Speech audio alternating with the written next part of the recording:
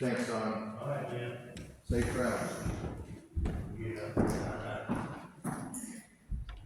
Morning, everybody.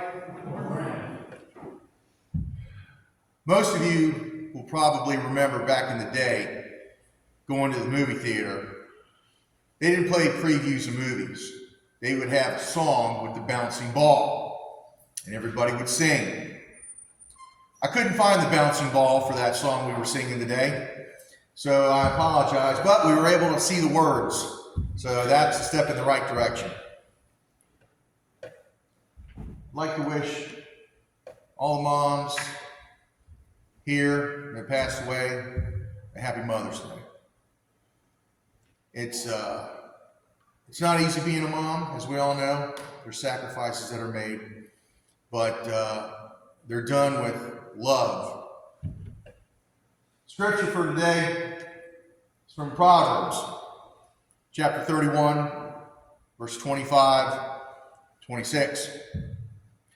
Strength and dignity are her clothing, and she laughs at the time to come.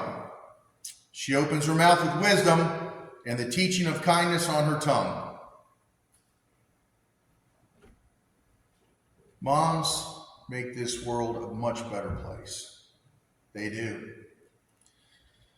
When you've been away for a while and come back home, they typically greet you with a hug and a kiss. The world is better because of all moms, neighborhood moms, church moms, school moms, sports moms, all of them. Like the scripture states, moms are wise, they're funny, strong, kind, and brave. I was fortunate growing up that my mom was a stay-at-home mom. I have older brothers and sisters. My sister's twins were 15 when I was born. My mom wasn't ready to be an empty nester. She was in her early 40s when she had me. And 16 months later, my younger brother, Robbie. So, I had a wonderful childhood. And one of the things that when my mom was driving us somewhere, if she heard an ambulance or saw one, she would say without missing a beat, "Some poor soul." And she'd say a quiet prayer for her. I can remember when I was in high school and had my license, driving home. I'd get home and I'd usually coming home from soccer practice or golf, and I'd enter the house and say, "Hey Mom, I'm home. Got anything to eat?" She's like, "What do you want?" And my response would be, "What do you got?" And this was before dinner. I was very athletic in my high school years,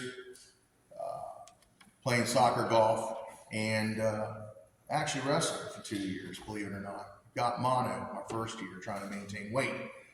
Something I should probably pay more attention to right now in my life, which actually I am, to be honest with you. I've got a friend of mine from high school who's lost 70 pounds, and he's motivated me to get down to a tolerable weight.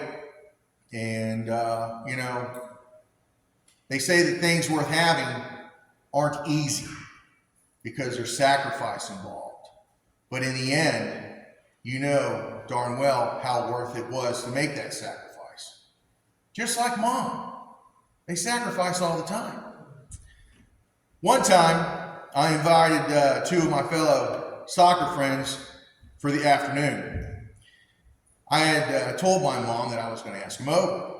And so we get there, and we're messing around. She's like, "You boys go out back and kick that ball around, and I'll put something together." Now, this was in 1982, 1983 time frame. Now, about 30 minutes later, she says, "All right, y'all boys, come on in." And we walk in there, and she made each of us a steak-'em sandwich with homemade French fries. Now, steak-ums were a big thing back then. They had just come out, and my buddies couldn't believe it. They could not believe it. And we devoured those subs. And she just stood there smiling. as we thoroughly enjoyed that meal. And I'm sure everybody here has a fond memory of their mom doing something like that for you. The world is better because of moms. The neighborhood moms, the church moms, and the school moms.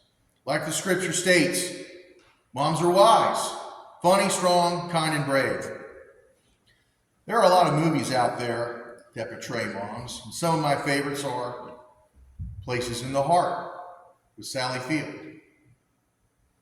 The Blind Side with Sandra Bullock, and It's a Wonderful Life with Donna Reed, just to name a few. Moms wear many hats: taxi driver, cook, advisor, tutor, nurse, and many more. As a child becomes a teen and then an adult, moms become more special. They become a beacon of love, hope, and possibility. I always look forward to coming home from school, from work. When I lived in Georgia, when I was in the Army, I had a sense that all was right when I came home to visit. And that was because of my mom. She made our house a home. I remember playing hearts with mom and dad and my younger brother Robbie at the kitchen table. And those were some of the fun times we had. Sitting around that table, no interference, just playing cards. Getting angry when they got hearted out or someone got stuck with the Queen of Spades, if you've ever played that game. It's sad that technology has become a huge distraction. I look back on those moments with much love and a fondness, and I'm sure everybody here can think of a moment. It truly is the simple things in life that mean the most. Some moms may be gone, and God bless them, but they will never be forgotten. I'm grateful for having such a loving mom. This is my favorite picture of me and my mom. That was the night of senior prom. That was in our backyard. She was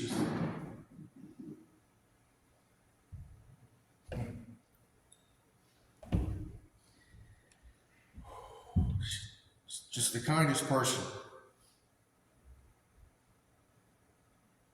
Sorry.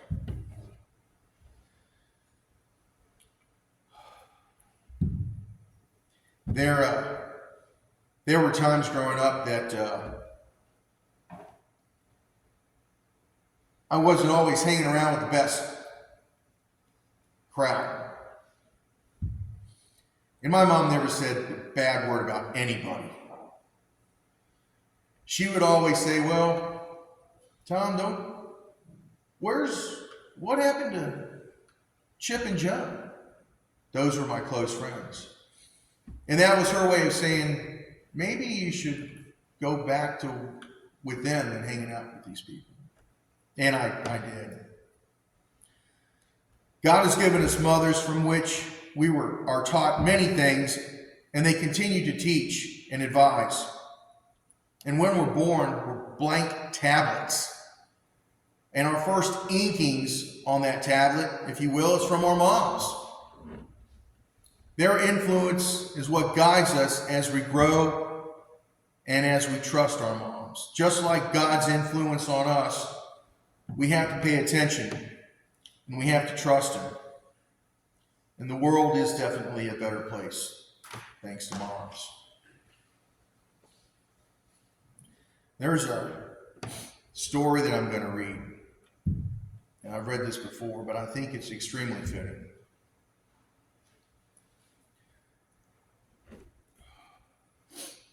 Once upon a time, there was a child ready to be born. So one day he asked God, they tell me you're sending me to earth tomorrow. But how am I going to live there being so small and helpless? And God replied, among the many angels, I chose one for you. She will be waiting for you and will take care of you. But tell me, here in heaven, I don't do anything else but sing and smile. That's enough for me to be happy. Your angel will sing for you and will also smile for you every day. And you will feel your angel's love and be happy. And how am I going to be able to understand when people talk to me if I don't know the language that men talk? Your angel will tell you the most beautiful and sweet words you will ever hear. And with much patience and care, your angel will teach you how to speak. And what am I going to do when I want to talk to you? Your angel will place your hands together and will teach you how to pray. I've heard on earth that there are bad men. Who will protect me? Your angel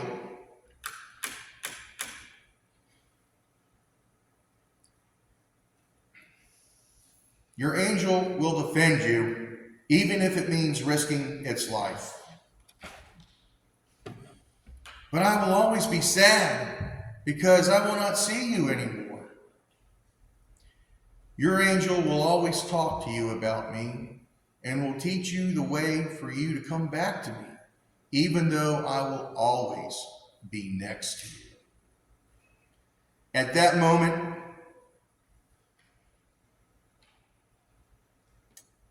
there was much peace in heaven, but the voices from earth could already be heard. And the child said in a hurry, asked softly, "Oh God, if I'm about to leave now, please tell me my angel's name."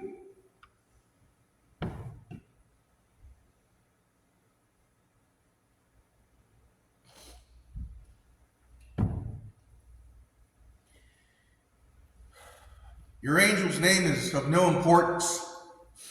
You will call your angel Mommy.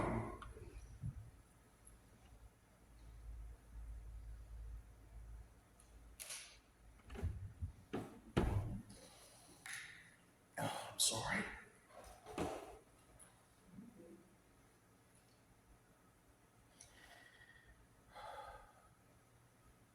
You know, I lost my mom when I was 26.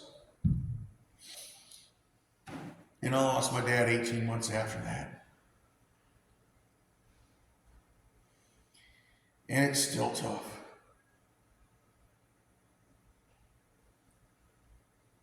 I'm sorry.